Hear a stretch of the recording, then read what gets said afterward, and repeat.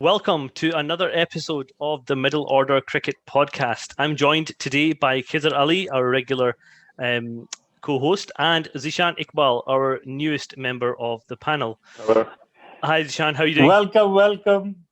And we'll let the audience know Zishaan is. That didn't last long. What the hell? I'm joined here today by Khizar Ali, our regular co-host, and our newest member of the panel, Zishaan Iqbal, who is joining us for the very first time. Today, we're going to cover the recently concluded second test between Pakistan and South Africa. Pakistan winning by 95 runs, running out winners quite easily in the end, but that wasn't the case throughout the day. Khizar, was your heart fluttering earlier on today when South Africa were only 3 down? It was, but I'm not a weak fan like the rest of these guys. I was there. I knew we'd win. We've outperformed them in every department this series. I mean, the one that really feels good is the fielding department, because that was an area we needed to improve, and South Africa have got really high standards. So, yeah, there was ups and downs, but look, we spoke about it last match as well. You're not going to win every session. You might not even win a day sometimes, but it's how you play over the 4 days and getting 20 wickets, so. And Zishaan, how did you think Pakistan performed overall? I think they performed pretty well. The middle order and the tail end, they came to the party. The openers were they were weak. Sorry, we've got somebody. Leave the wee one in it as well. Waqas, is that your child? Yes, it is my child, unfortunately. That's okay then. Okay, so where were we? Zishaan, you were just talking us through Pakistan's performance, not just in this test match, but also the series as a whole. Yeah, overall it was an all-round performance with everyone taking responsibility in different stages of the 2-match series. The middle order and the tail end. The spinners and the fast bowlers came to the party as well. I think the biggest concern was the openers, and this is not only just now, but it has been for as long as I can remember. Both Imran and Abdul only managed 69 runs in 8 innings together, which is beyond disappointing.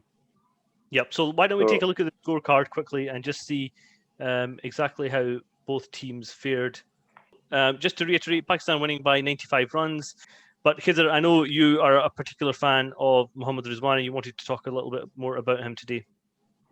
Yeah, I mean, we looked through that, and you've got it's been going since to some extent the England series, New Zealand as well, and we've got Fahim Ashraf now. So the lower middle order, along with the tail, are more than covering their job. They're performing better than the top order in some cases as well. Mohammad Rizwan, and I guess you could put Fahim Ashraf in that as well, but especially Mohammad Rizwan is making serious runs, but it's when he's making them as well. He's making them when the team is down or the team is in need. I don't know if you've got some details there of like when his last few innings and when he's made his scores. I've got a few scores here that I just want to kind of mention as far as Mohammad Rizwan's concerned. This is going back to Australia. So he came in when Pak were 94 for 5 and scored a 95. Against England, he came in when Pakistan were 120 for 5 and scored 72. Against England again, when Pakistan was 75 for 5, scored 53. And then again, 71 against New Zealand when we were 5 down for 50. 60 v New Zealand when Pak were 4 for 83.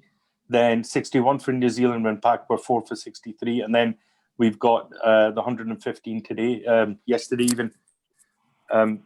These are all scores. I mean, he's coming in with next to nothing on the board, and he is the reason why Pakistan put up a decent score. The first innings lead was crucial, and obviously got Babar Azam there, but Fahim Ashraf has done a similar job. Yep, and Zishaan, you were one to call for Mohammad Rizwan in the team a very long time ago. He's had a bit of a gap between his stints, but he's come back and he's been really successful. What is it about Mohammad Rizwan that has impressed you so much? I think he's got good sound technique, and his wicket keeping is probably one of the best I've seen in Pakistan. I know Moin Khan was pretty good, but that was So I mean, before my time, you I could think. maybe even put him on par with the best in the world. Yeah, I'd put him probably. I'd rank him up as the best in the world at the moment. Yep. Yeah, and, I've got to agree with that.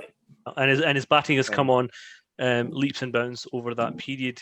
Yeah, I think his batting was pretty good when he first came in. I don't think he got a good enough chance or a long enough stint.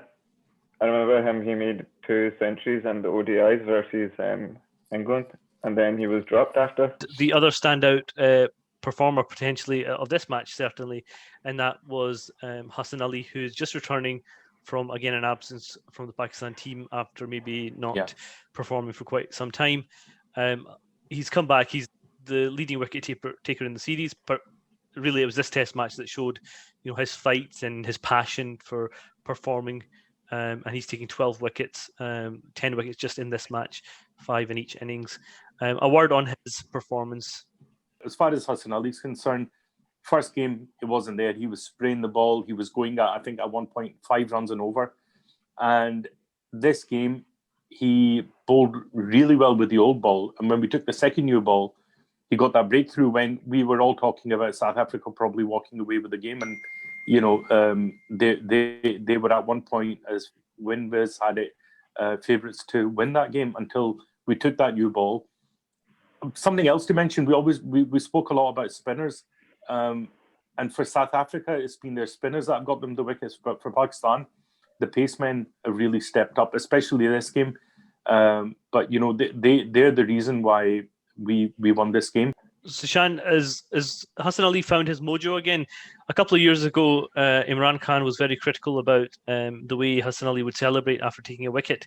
It seemed very much that he'd gone back to that style, and he was really celebrating fiercely after each wicket today. Do you think he's found his mojo again? Do you think he's going to be back in the Pakistan team for good?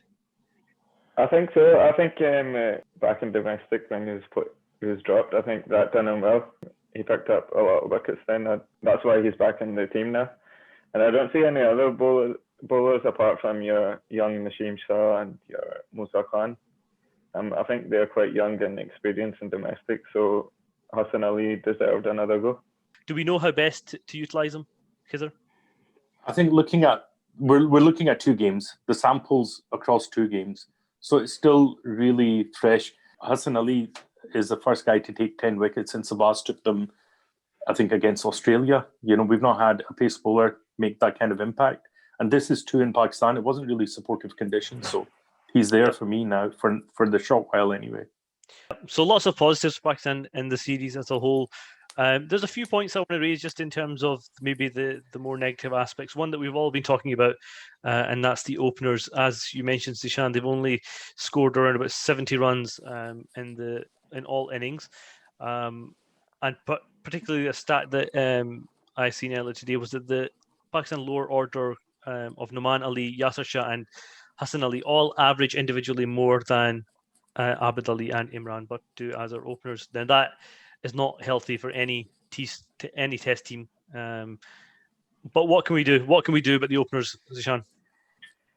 You could do 2 things. You could either bring in Imam al-Haq for Abid Ali, or you could take Azhar Ali up a position. I've been hearing on our WhatsApp chat, he's got probably the best average of the openers in the last 10 years. He himself performs better as an opener than he does at number 3 or 4. But my issue is that we keep pissing about with this guy. We send him up to open when we don't have openers. When we get an opener, we say, right, you take on number 3. And, then we say, no, we want Babar Azam's our future. We're going to put him at 3. You come down to 4.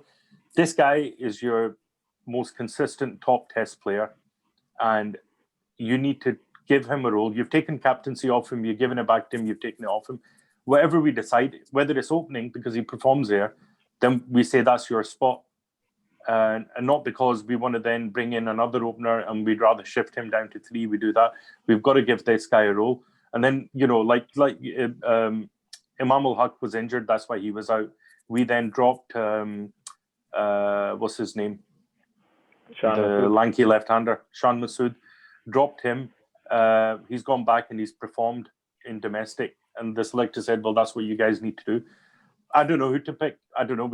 We always chop and change and try a few guys, but it's definitely obvious. It's a problem that needs solved because everything else now seems reasonably settled. It's the openers that we need to sort out. Yep. And then coming on to the other aspect that I found quite disappointing specifically in this test was the performance of our spinners.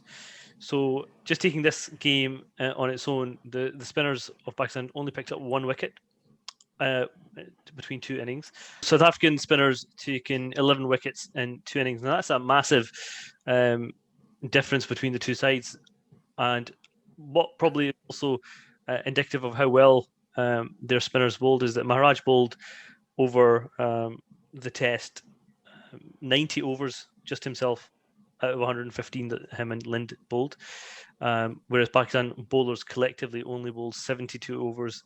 The spinners did throughout the match.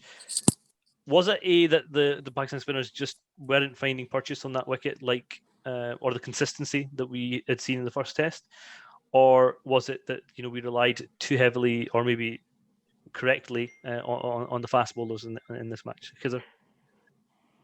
I'd say correctly because we bowled them out for less than they got us out for. So the seamers performed.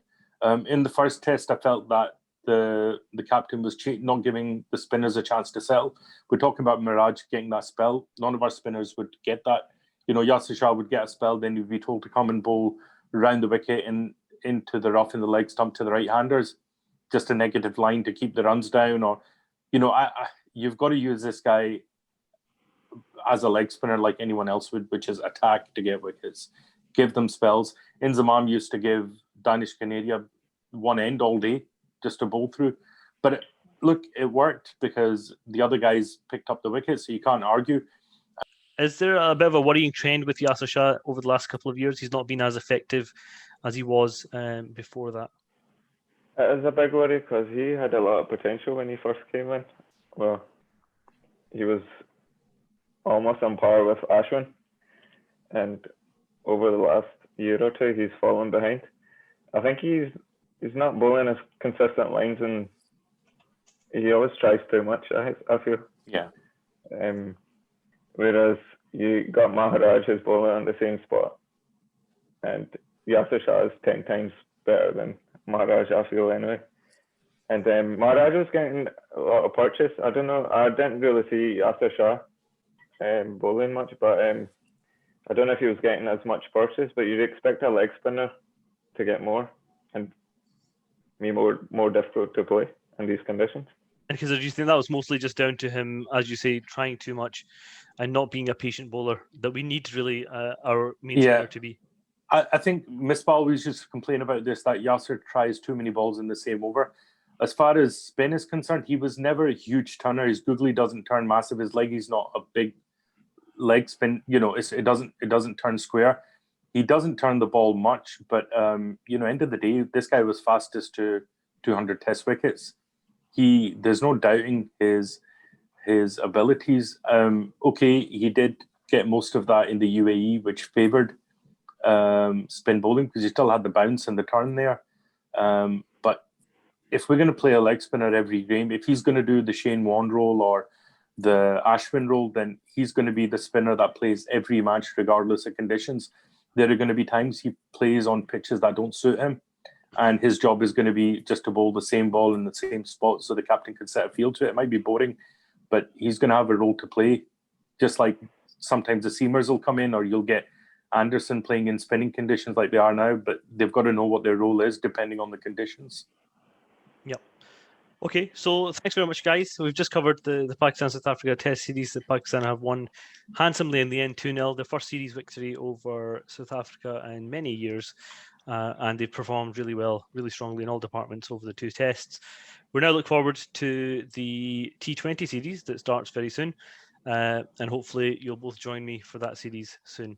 Thank you. Look forward to it. Thanks. Bye.